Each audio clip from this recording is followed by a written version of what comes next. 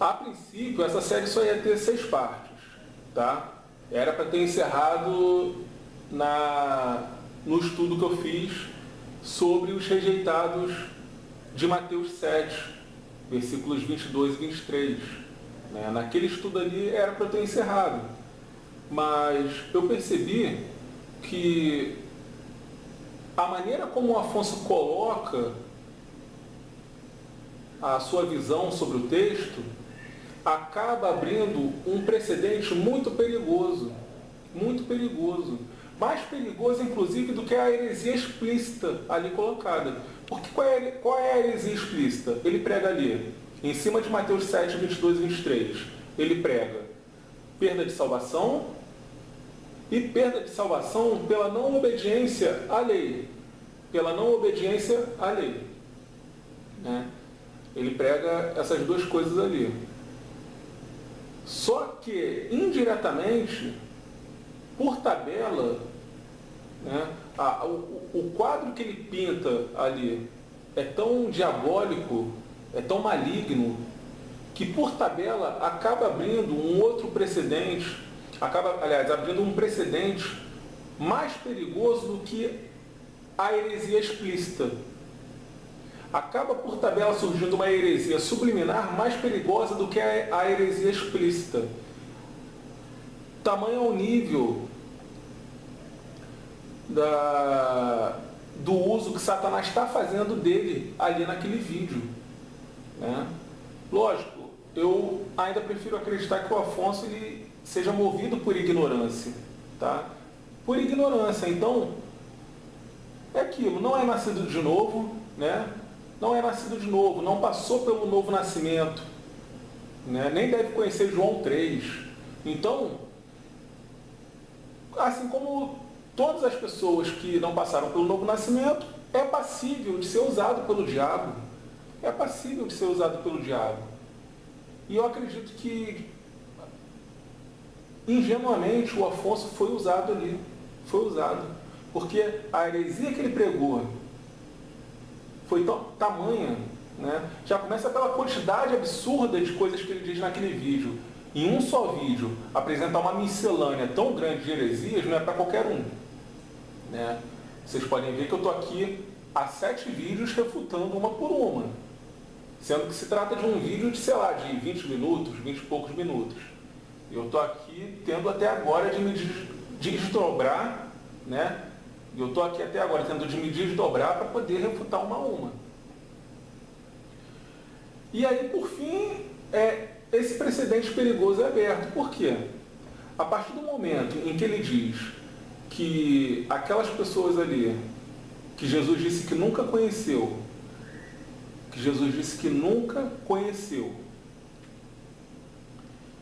já foram crentes um dia, né? E que quando aquelas pessoas eram crentes, genuinamente crentes, eles operaram aquilo que eles disseram que operaram, maravilhas, expulsão de demônios, profecias, automaticamente o que ele está dizendo é o seguinte: só um crente de verdade pode manifestar esse tipo de operação, profecias, expulsão de demônios e maravilhas. Só um crente genuíno pode fazer isso. Lógico, eu já expliquei aqui, né? Já ficou muito explicado que o texto não diz isso. Era uma alegação deles, era uma argumentação deles perante o Senhor Jesus, né? O texto está mostrando ali, o quadro, o cenário que o texto mostra é o cenário do falso crente, do falso profeta, quando morre e se encontra com Jesus, né? É isso que é apresentado ali. Então, é isso que acontece. A pessoa ela tenta expor a Cristo aquilo que fez em nome dele aqui na terra. E Cristo diz: eu nunca conheci você. Ou seja, o que você fez, na verdade, foi da boca para fora. O meu nome estava na sua boca, né? Mas não no seu coração. Essa é a moral da história. Esse é o ensino que é passado ali. Mas a partir do momento em que o Afonso vem e diz, não, aquelas pessoas de fato fizeram aquilo ali. Aquele trecho da passagem é verdadeiro. A partir do momento que ele diz isso, ele está abrindo um precedente muito perigoso, que é o de induzir as pessoas a acreditarem que somente um crente genuíno pode profetizar em nome de Jesus, pode expulsar demônios em nome de Jesus e pode operar maravilhas em nome de Jesus. Somente um crente genuíno. Ou seja, isso deixa o caminho aberto para os falsos profetas. Deixa o caminho aberto para os falsos profetas. Por quê? Os falsos pregadores, né? Esse pessoal aí da prosperidade, os pregadores da superunção, né? Os ungidos, essa turma toda aí, o que eu costumo chamar de crente X-Men, os crentes X-Men, né? A turma mesmo dos sinais e prodígios, enfim, deixa o caminho aberto para eles. Por quê? Inegavelmente, os hereges, né, os líderes mercenários, afirmam que fazem isso tudo. Afirmam, e até certo ponto conseguem demonstrar que fazem isso tudo. Operam maravilhas, expulsam demônios e realizam profecias.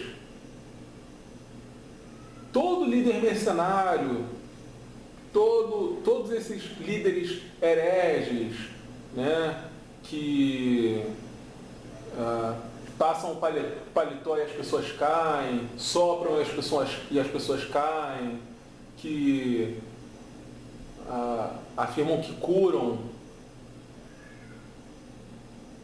e que fazem até entrevista com o demônio, toda essa turma, até certo ponto, consegue demonstrar aquilo que afirma ser capaz de fazer. Consegue demonstrar essas qualidades que nós vemos aqui em Mateus 7:22.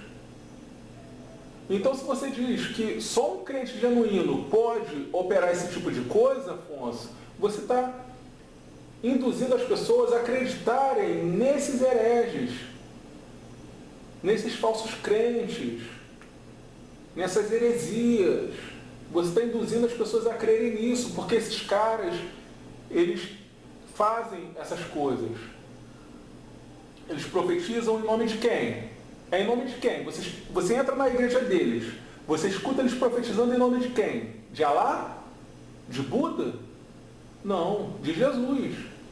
Eles expulsam, você vê ali eles fazendo sessões de libertação, né? Sessões de libertação, que toda semana são as mesmas pessoas que estão ali sendo sempre libertadas.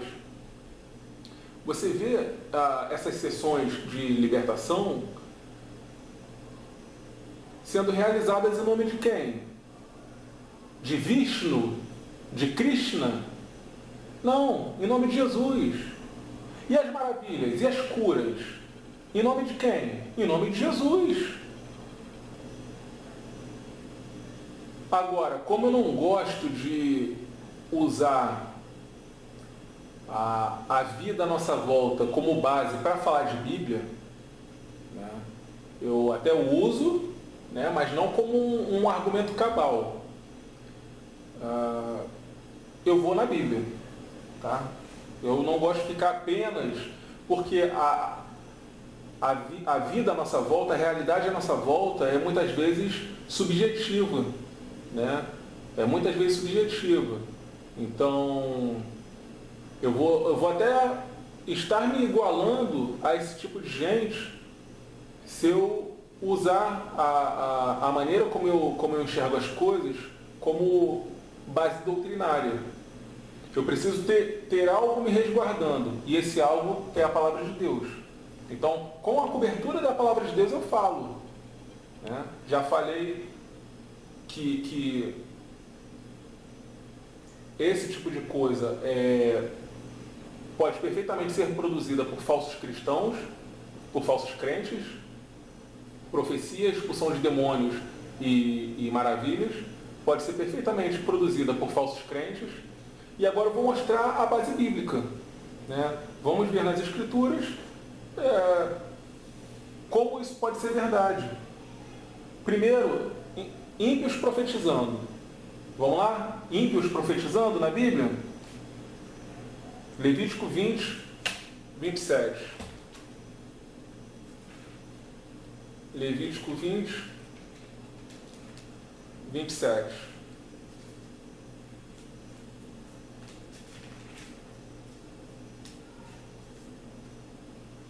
Quando, pois, algum homem ou mulher em si tiver um espírito de necromancia ou espírito de adivinhação, certamente morrerá. Serão apedrejados, o seu sangue será sobre eles.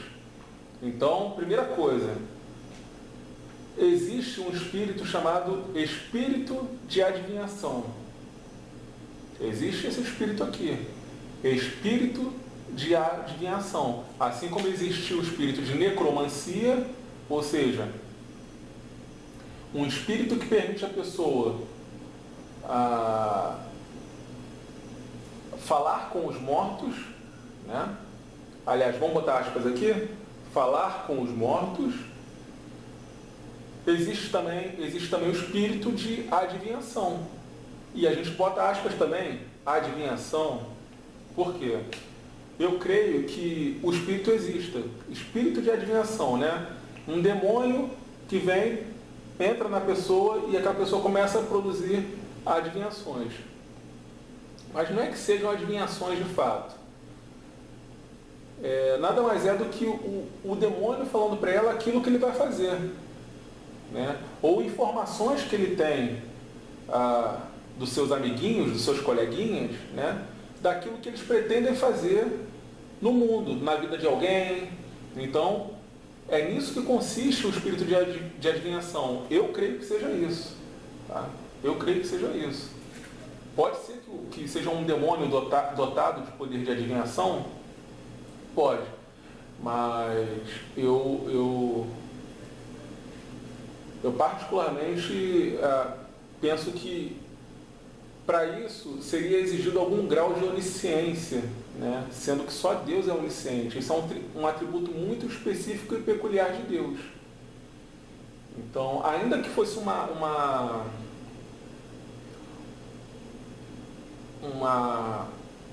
um dom de conhecimento limitado, né?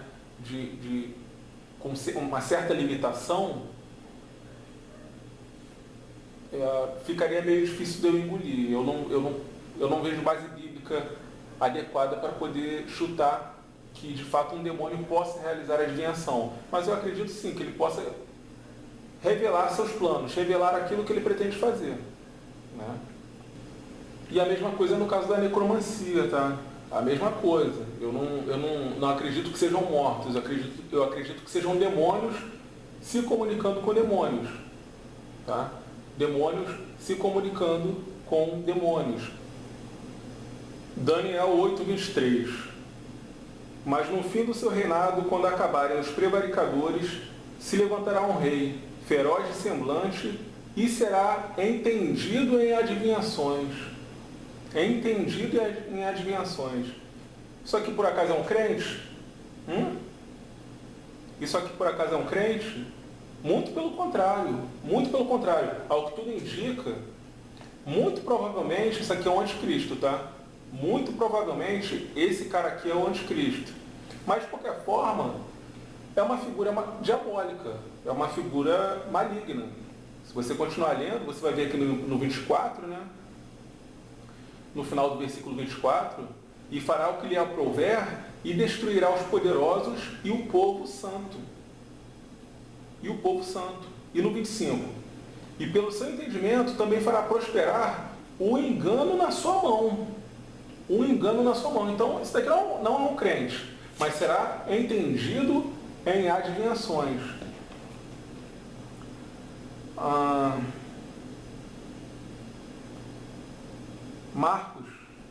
Marcos 13:22. Marcos 13, capítulo 13, versículo 22. Porque se levantarão falsos cristos e falsos profetas, e farão sinais e prodígios, para enganarem, se for possível, até os escolhidos. Se for possível, até os escolhidos. Falsos cristos e falsos profetas. E o que eles farão? Sinais e prodígios. Já ouviu falar, Afonso, em falso profeta? Já ouviu falar? Procura ler alguns versículos antes dos versículos que você leu aí, né? Em Mateus 7, você só leu 22 e 23. Tenta ler do 15, a partir do 15, aí você vai aprender essa expressão, falso profeta. Porque você quer falar de Bíblia, mas você não conhece essa expressão, né? Falso profeta. Aí fica complicado. Mateus 24, 11. Mateus 24, 11. E surgirão muitos falsos profetas e enganarão a muitos. Muitos falsos profetas. Muitos falsos profetas. Então, Afonso, como não é possível um ímpio operar profecias, se a Bíblia diz que surgirão muitos, aliás, nesse período aqui, né, Jesus disse que surgiriam, e a gente tem visto de fato surgindo cada vez mais falsos profetas, e que eles enganariam a muitos. Ainda em Mateus 24, no versículo 24, ele repete: porque surgirão falsos cristos e falsos profetas, e farão tão grandes sinais e prodígios, que, se possível fora, enganariam até os escolhidos. Exatamente o que a gente viu em Marcos. Atos 16.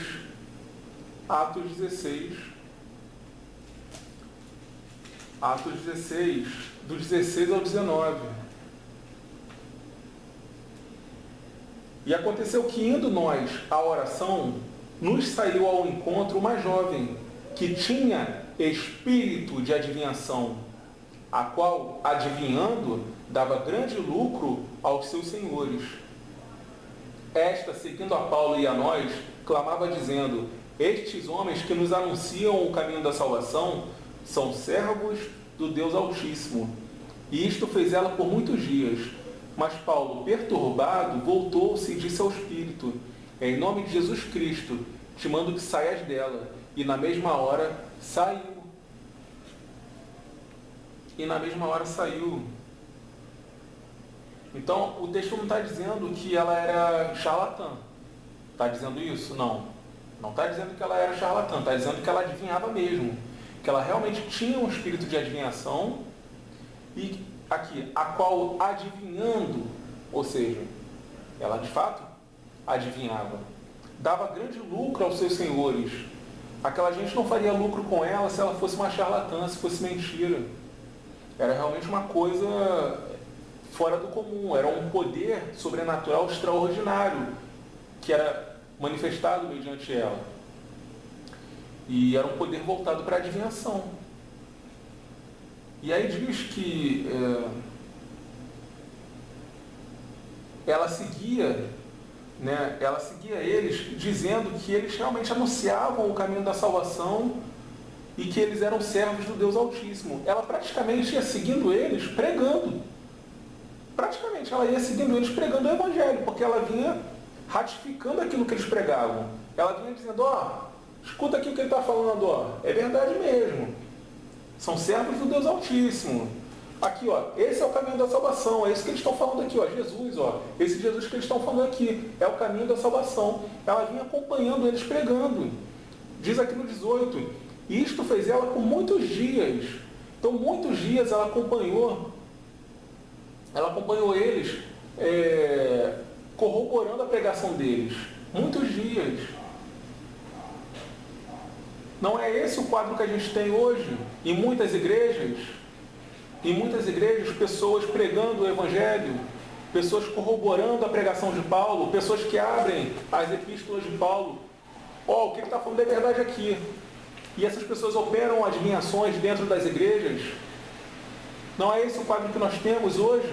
É exatamente o caso dessa jovem. É exatamente o caso dela. Ela era uma irmãzinha profetisa.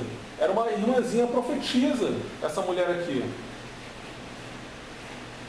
Mas Paulo viu que ali foi espiritual. Paulo viu que ela não estava com eles espiritualmente. Paulo sentiu isso. O Espírito Santo trouxe isso a Paulo. Ele percebeu que ela não estava na mesma sintonia que eles espiritualmente.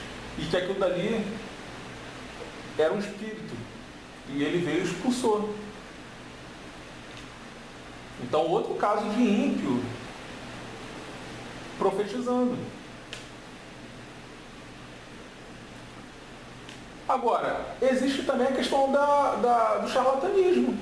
Também existe a questão do charlatanismo. A gente não pode desprezar que também aqueles homens lá de Mateus 7, 22, eles podiam estar falando, em teu nome profetizamos. Mas eles podiam também não ter um espírito de adivinhação. A profecia deles podia ser uma profecia falsa.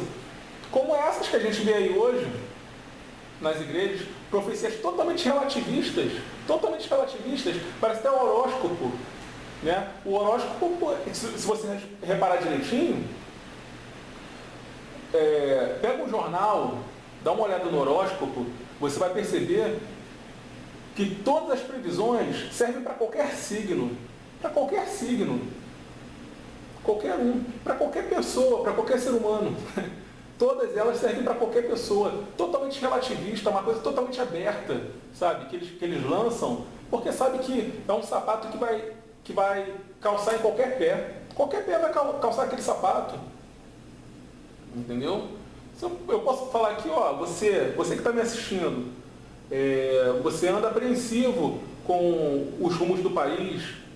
Eu sei que você anda apreensivo no meio de toda essa celeuma que está acontecendo.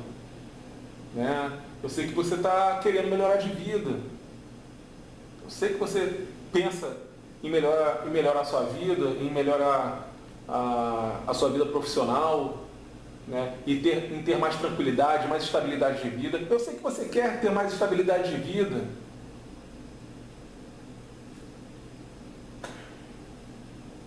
Muito fácil. Então, esse pessoal de Mateus 7,22 pode tanto se enquadrar aqui, nessa dinâmica que eu acabei de mostrar, espírito de adivinhação, quanto na dinâmica do charlatanismo. Vamos ver aqui, vamos dar uma olhada aqui. Jeremias, capítulo 14. Jeremias 14, do 14 ao 15. Jeremias 14, do 14 ao 15. E disse-me o Senhor, os profetas profetizam falsamente no meu nome. Olha, Afonso, que coisa, hein? Sabia que acontece isso? Profetas que profetizam falsamente no nome de Deus? Que coisa, hein? Nunca os enviei, nem lhes dei ordem, nem lhes falei. Visão falsa e adivinhação e vaidade e o engano do seu coração é o que eles vos profetizam. Opa, então o que é que eles profetizam? O que é que eles profetizam? Visão falsa. Visão falsa e adivinhação e vaidade e engano do seu coração. Engano do seu coração.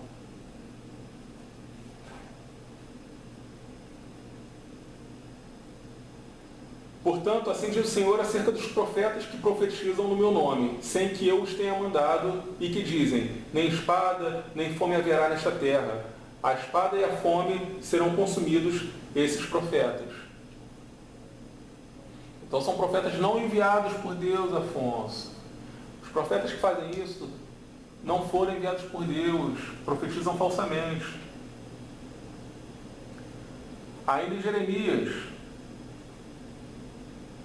eu pulei, eu vim para o 14, na verdade seria o 5, Jeremias 5, 31, Jeremias 5:31, os profetas profetizam falsamente, e os sacerdotes dominam pelas mãos deles, e o meu povo assim o deseja. Mas que fareis ao fim disto? Os profetas profetizam falsamente. É interessante que ele diz, né? E o meu povo assim o deseja.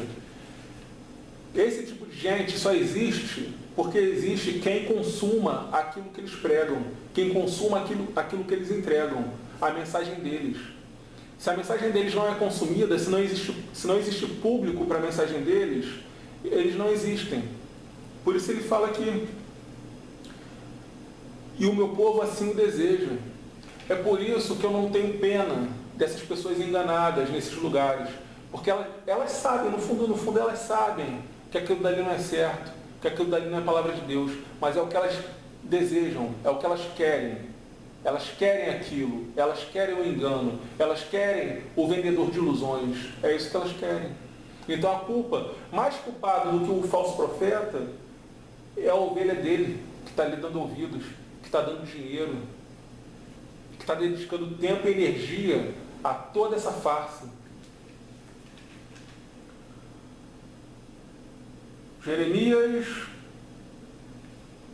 Ainda em Jeremias 27:15. Jeremias 27:15. 27:15.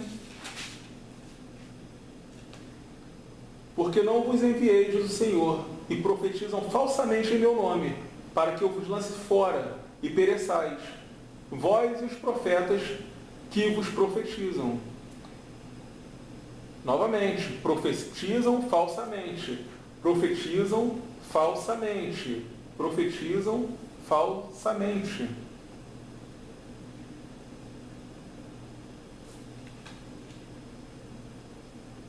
Para que eu vos lance fora, para que eu vos lance fora.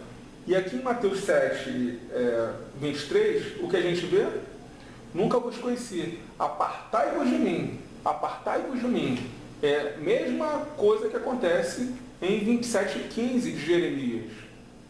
A mesma coisa, para que eu vos lance fora. Então, Deus, ele lança fora, ele aparta os falsos profetas. Ele aparta os falsos profetas. Mas, segundo o professor Afonso, aquelas pessoas ali eram profetas de verdade. Segundo o professor Afonso, Deus aparta tanto os falsos profetas quanto os profetas verdadeiros.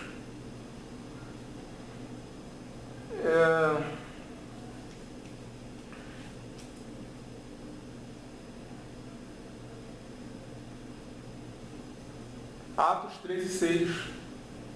Atos 13:6.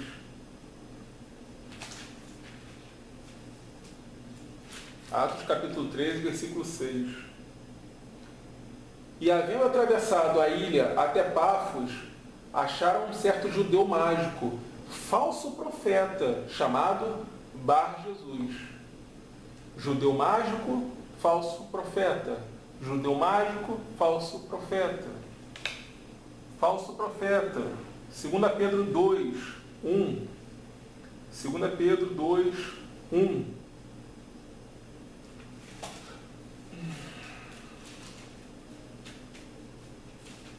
Pedro 2, 1. E também houve entre o povo falsos profetas, como entre vós haverá também falsos doutores, que introduzirão encobertamente heresias de perdição, e negarão o Senhor que os resgatou, trazendo sobre si mesmos repentina perdição. Falsos profetas, falsos doutores, heresias de perdição. Falso profeta é igual a heresia de perdição. Heresia de perdição. 1 de João 4:1. 1 João 4:1. Amados, não creiais a todo o espírito, mas provai se os espíritos são de Deus, porque já muitos falsos profetas se têm levantado no mundo. Então fica claro, Ímpio pode profetizar? Pode. Pode profetizar? Pode. Mostrei aqui diversos casos, mostrei duas nuances diferentes, né? Charlatanismo e poder demoníaco. Ímpio pode profetizar. Próximo ponto. Próximo ponto. Demônios podem ser falsamente expulsos. Ímpio também pode expulsar demônios. Ímpio também pode expulsar demônios. O exorcismo católico é o quê, professor Afonso? O senhor vai me dizer que um padre, um mariólatra, tem poder para expulsa demônio em nome de Maria? Você vai me dizer, professor Afonso, que a água benta surte efeito? Mas não é a Igreja Católica, segundo o Senhor, a grande inimiga da teoria da Terra plana? A Igreja Católica é a grande responsável por encobrir a Terra plana, né, os jesuítas. O senhor vai me dizer, então, que os padres têm poder para expulsar demônios, são crentes de verdade, professor Afonso? Não, ímpio também pode expulsar demônio. Eu vou mostrar como. Já falei aqui, inclusive. É uma falsa expulsão. É um teatro. Falsa expulsão, um teatro. Acompanha aqui o raciocínio. Vamos lá. Marcos 6. Marcos 6, versículo 7. Vamos ver o versículo 7 e o versículo 13. Marcos 6. Marcos 6, versículo 7. Chamou a si os 12 e começou a enviá-los a 2 e 2. E deu-lhes poder sobre os espíritos imundos. Deu-lhes poder sobre os espíritos imundos. Então chamou a si os 12. Aqui Jesus está dando poder aos apóstolos sobre os espíritos imundos, espíritos demoníacos. E versículo 13. E expulsavam muitos demônios, e ungiam muitos enfermos com óleo, e os curavam. Então, expulsavam muitos demônios, né? Os apóstolos expulsavam muitos demônios, eles receberam essa autoridade diretamente do Senhor Jesus.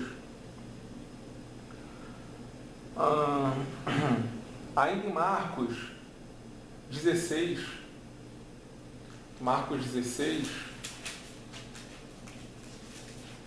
14, Marcos 16, 14.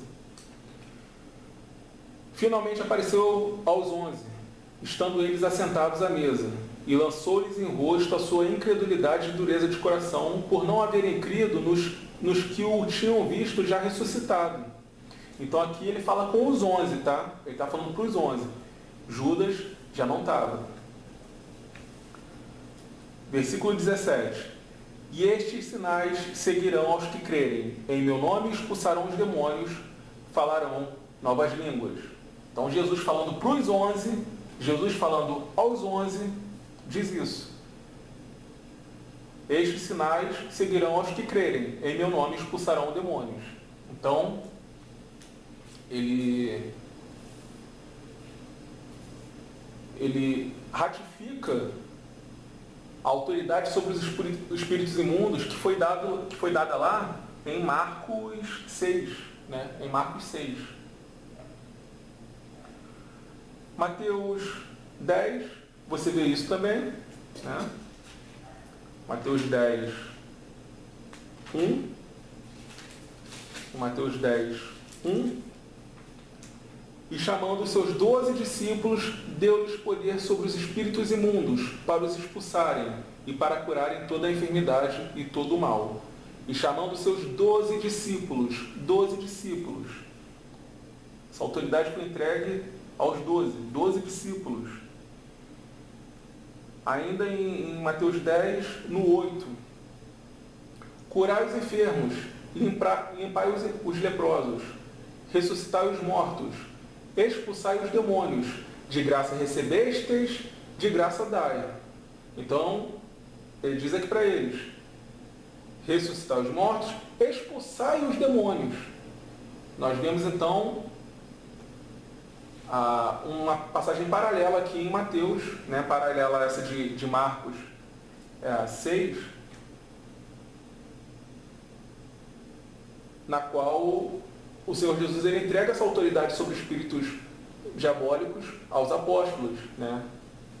Isso foi Mateus 10, 1 e 8, né? Agora a gente vai aqui em Lucas 9, 1. Lucas 9, versículo 1.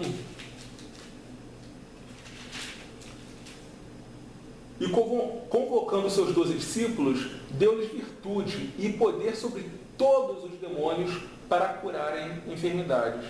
Poder sobre todos os demônios para curarem enfermidades. Tá bom? Ele ressalta aqui, né, o todos os demônios. Vamos ver aqui, ó, 2 Coríntios 11, do 13 ao 15.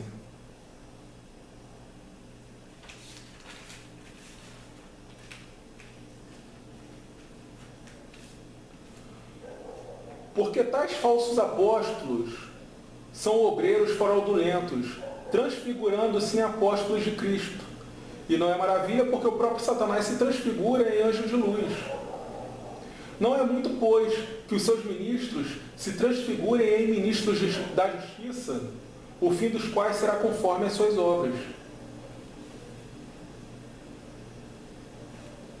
Ou seja, o texto está dizendo, o mesmo poder que Satanás tem de se disfarçar de anjo de luz, os falsos obreiros têm de se disfarçar de falsos apóstolos.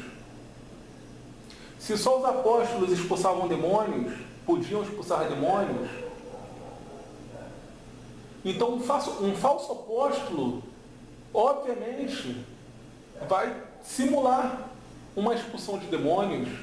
Se só os apóstolos podiam operar prodígios, então um falso apóstolo vai tentar operar prodígios.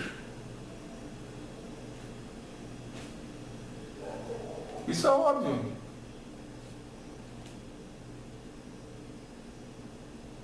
Porque tais falsos apóstolos são obreiros fraudulentos.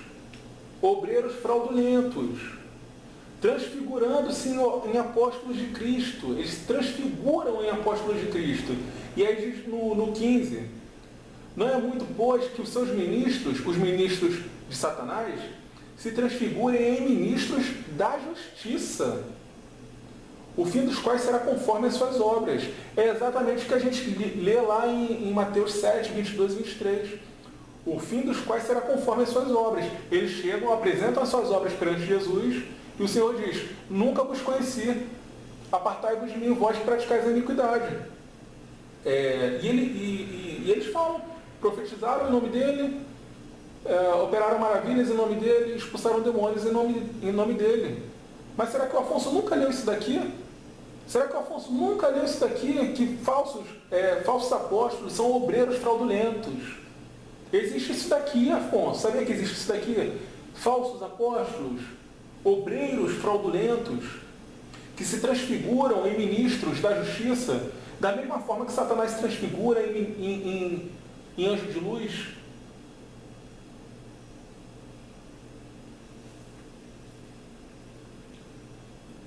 Aí alguém pode dizer, né? Não, mas espera lá. Em Mateus 12, eles acusam Jesus de expulsar demônios através de Beelzebú. Os fariseus acusam Jesus de expulsar demônios através de Beelzebú, príncipe dos demônios. E Jesus diz que isso não é possível, porque Satanás não pode expulsar Satanás. Satanás não pode expulsar Satanás. Tá. Mas e quem disse que o que esses falsos apóstolos fazem é uma expulsão genuína? Eu iniciei esse tópico dizendo, é um teatro. É um teatro. Não existe uma expulsão de fato. O demônio sai quando quer e volta quando quer. O demônio que está nesse falso apóstolo fala para o outro, sai daí agora. O outro pega e sai. Ou só desliga, só dá uma desligada ali dentro da pessoa, dá uma adormecidinha, vou tirar um ronco agora, e dorme ali dentro da pessoa, a pessoa acorda. Teatro das tesouras. A gente não vê muito isso no ramo político, teatro das tesouras, PSDB versus PT, né? Então, teatro das tesouras. É o que os demônios fazem. Um finge que é um mocinho, tira bom, tira mal. A velha história do tira bom, tira mal. Um finge que é o bom mocinho, o outro é o bandido. Vai lá agora. Tira um ronco aí, dá uma dormida aí agora, que eu vou fazer a mágica acontecer. É isso. Não é uma expulsão, realmente não é uma expulsão. É um teatro. Para finalizar então, vamos ver que falsos profetas também operam maravilhas. Sim. A gente já vem, de uma certa forma, né, vendo isso, através da questão da profecia, né, da expulsão de demônios, da imitação de apóstolos. Então vamos complementar, já que eu fui separando ponto a ponto, vamos ver aqui. Falsos profetas também operam maravilhas, sem problema nenhum. Vamos dar uma olhadinha aqui em Êxodo 7, do 10 ao 11. Êxodo 7, do 10 ao 11. Êxodo 7, do 10 ao 11. Então Moisés e Arão foram a Faraó e fizeram assim como o Senhor ordenara. E lançou Arão a sua vara diante de Faraó e diante dos seus servos, e tornou-se em serpente. E Faraó também chamou os sábios e encantadores, e os magos do Egito fizeram também o mesmo com os seus encantamentos. Fizeram também o mesmo com os seus encantamentos. Fizeram também o mesmo com os seus encantamentos. Ou seja, transformaram alguma vara em serpente.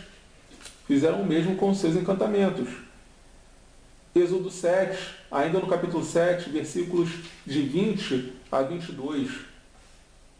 E Moisés e Arão fizeram assim como o Senhor tinha mandado.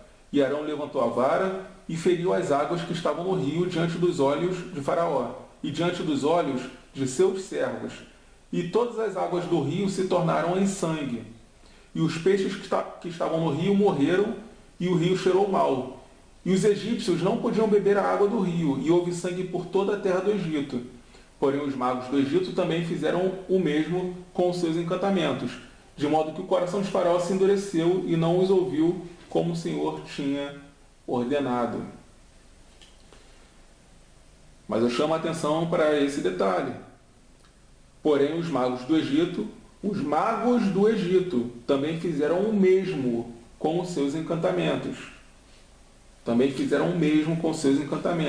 A praga da água se tornando sangue foi reproduzida pelos magos do Egito. Êxodo 8, do 6 ao 7. E Arão estendeu a sua mão sobre as águas do Egito e subiram rãs e cobriram a terra do Egito. Então os magos fizeram o mesmo com os seus encantamentos e fizeram subir rãs sobre a terra do Egito. Não é dito aqui que foi uma ação de charlatanismo. Não foi uma ação de charlatanismo, não foi algo artificial. É dito o tempo inteiro que eles reproduzem com os seus encantamentos. É magia. Aqui está falando de magia. Então, professor Afonso, aprenda. Existe isso. Não é só crente que manifesta sinais, prodígios e maravilhas, que vivencia sinais, prodígios e maravilhas, né? Seja os apóstolos no auge dos dons na igreja, manifestando a torto e a direito, seja os crentes atualmente testemunhando sinais, prodígios e maravilhas através da vontade soberana do Senhor, que se manifesta mediante a nossa oração, a nossa vida de oração, a nossa vida de jejum, seja de uma forma ou de outra. O fato é, os filhos do diabo podem reproduzir isso. Eles podem reproduzir sinais, prodígios e maravilhas. É por isso que a gente vê tanto falso crente por aí, dizendo que testemunhou isso e aquilo, que viu isso e aquilo, e muitas vezes tem até testemunhas, e muitas vezes aconteceu mesmo, porque Satanás pode operar, Satanás pode fazer isso, e pode fazer inclusive na vida de um crente genuíno, sabia disso? Satanás pode realizar milagres na vida de um crente genuíno para iludi-lo, para muitas vezes fazê-lo sair do caminho certo, do caminho correto. A pessoa está ali certinho, ó, seguindo a Bíblia, seguindo a Escritura. Mas como ela testemunha um milagre terno, sabe? Aquela coisa terna, bonitinha, fofinha. A pessoa chega a ver as penas do anjo nos ares. E a cura vem, e aquela porta se abre. Que coisa maravilhosa, né? Muitas vezes a porta se abriu para destruir a vida da família. Muitas vezes a cura veio para remover uma submissão a Deus que estava começando a brotar no coração da pessoa. Muitas vezes a cura vem para que a pessoa comece a se guiar pelo que se vê, pelo que se sente. Comece a pautar sua vida espiritual em prodígios e maravilhas, ao invés da palavra de Deus.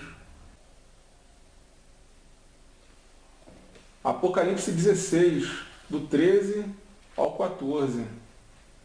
Apocalipse 16, do 13 ao 14. E da boca do dragão, e da boca da besta, e da boca do falso profeta, vi sair 3 espíritos imundos, semelhantes a rãs, porque são espíritos de demônios, que fazem prodígios. São espíritos de demônios, que fazem o quê? Prodígios, os quais vão ao encontro dos reis da terra e de todo o mundo, para os congregar para a batalha naquele grande dia do Deus Todo-Poderoso. Espíritos de demônios que fazem prodígios. Prodígios. O senhor também não conhecia isso daqui, professor Afonso? Muito prazer. Apocalipse 16. Apocalipse 16, do 13 ao 14. Muito prazer, professor Afonso. Só que eu nem precisava de ver isso tudo aqui, tá? Eu nem precisava ver todas essas passagens para provar o que eu estou provando. Bastava ler o versículo imediatamente anterior à passagem que o Afonso leu. Bastava fazer isso. Eu não precisava ter tido esse trabalho todo, sabia disso? Se eu viesse aqui em Mateus 7, e lesse o versículo 21, olha só, eu encontraria isso daqui, ó. Nem todo que me diz, Senhor, Senhor, entrará no reino dos céus, mas aquele que faz a vontade de meu Pai que está nos céus. Nem todo aquele que me diz, Senhor, Senhor, entrará no reino dos céus. A própria passagem que o Afonso pegou de forma isolada, de forma recortada, para defender a sua tese esdrúxula de que essas pessoas aqui foram crentes um dia, deixa claro, nem todo aquele que diz Senhor, Senhor, entrará no reino dos céus. Ou seja, crentes da boca para fora. Crentes, quando eles dizem em seu nome, é da boca para fora. É Senhor, Senhor. Quando eles falam, Senhor, em seu nome fizemos isso, em seu nome fizemos aquilo, é da boca para fora. É Senhor, Senhor. Nem todo aquele que diz Senhor, Senhor. Se eu lesse isso daqui, eu teria poupado toda essa parte, todo esse trecho. Mas eu não quis partir por aqui. Eu não quis vir aqui justamente para mostrar como que a Bíblia oferece um gigantesco leque de versículos e de passagens que simplesmente desmoronam aquilo que o Afonso propôs. Porque se eu venho simplesmente aqui, poderia ficar uma coisa, não, mas ele pegou um versículozinho ali só, né? De repente alguém pega e inventa uma nova exegese. Então é bom pegar e oferecer um conjunto robusto de evidências. né? É como num inquérito. O investigador precisa de um conjunto robusto de provas para incriminar o suspeito. João 11, 25 e 26. Aí a gente vem aqui, em João 11, 25 e 26 e lê. Disse-lhe Jesus: eu sou a ressurreição e a vida. Quem crê em mim, ainda que esteja morto, viverá. E todo aquele que vive e crê em mim, nunca morrerá. Crês tu isto? O Afonso responderia que não. Crês tu isto? O Afonso responderia: não, Senhor, não creio. Porque Jesus aqui está dizendo claramente: quem crê em mim nunca morrerá. Mas o Afonso disse que aqueles falsos obreiros lá de Mateus 7, né, que aquelas pessoas acreditaram em Jesus um dia.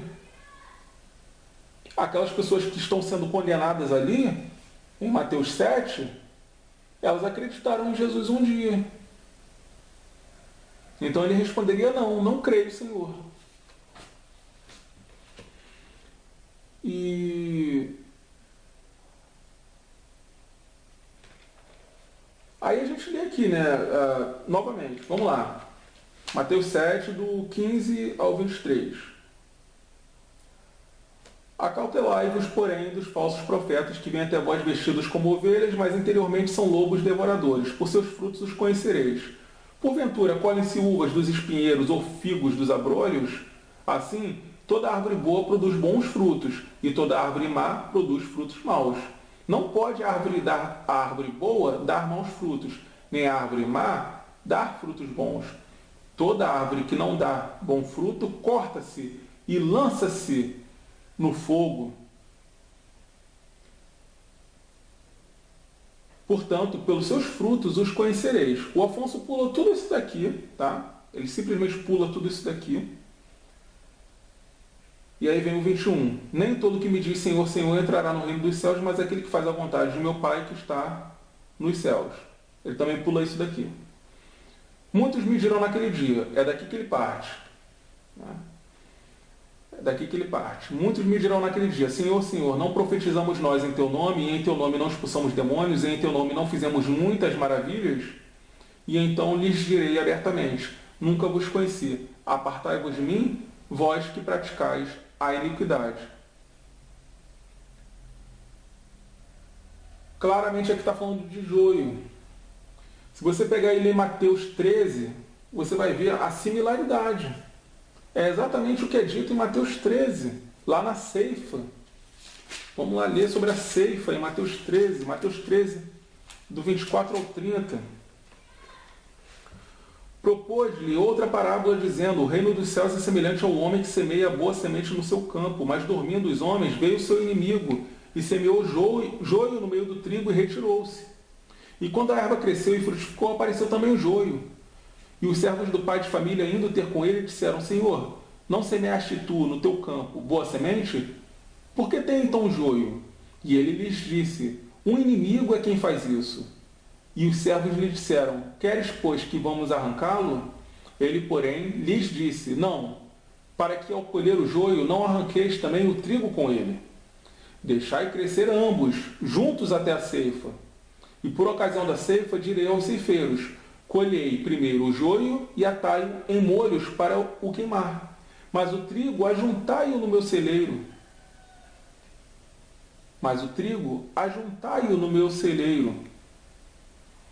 E aí do 36 ao 42 ele explica. Então, tendo despedido a multidão, foi Jesus para casa, e chegaram ao pé dele os seus discípulos, dizendo, explica-nos a parábola do joio do campo. E ele respondendo, disse-lhes, o que semeia a boa semente é o filho do homem. O campo é o mundo. E a boa semente são os filhos do reino, e o joio são os filhos do maligno. O inimigo que o semeou é o diabo, e a ceifa é o fim do mundo, e os ceifeiros são os anjos. Os ceifeiros são os anjos. Assim como o joio é colhido e queimado no fogo, assim será a consumação deste mundo. Mandará o Filho do Homem os seus anjos, e eles colherão do seu reino tudo o que causa escândalo, e os que cometem iniquidade. E lançá-los-ão na fornalha de fogo. Ali haverá pranto e ranger de dentes. É precisamente o que nós lemos aqui em Mateus 7, do 15 ao 23. A separação do joio e do trigo. Falso crente. Nós aprendemos aqui que o falso crente é uma coisa tão abominável perante Deus, é uma coisa que Deus abomina tanto, que a primeira classe, a primeira categoria de pecadores que Deus vai punir são eles. É o joio. É o que a gente vê aqui. O joio é arrancado e punido assim que o Senhor volta. É logo na consumação, assim que o Senhor volta. O joio é arrancado. Então, os primeiros a sofrerem a condenação serão o joio, os falsos crentes. Depois vem todo o restante dos pecadores. Mas por quê? Porque o joio ele tem um grau, de fato, de responsabilidade maior, porque ele conhece as Escrituras, ele tem contato com as Escrituras, ele se passa por crente, ele se traveste de crente. Então, obviamente, essa pessoa ela tem ela peca muito mais porque ela conhece, ela tem acesso às Escrituras, ela sabe os caminhos e ela deliberadamente, conscientemente rejeita. Conscientemente ela os rejeita para se travestir de crente.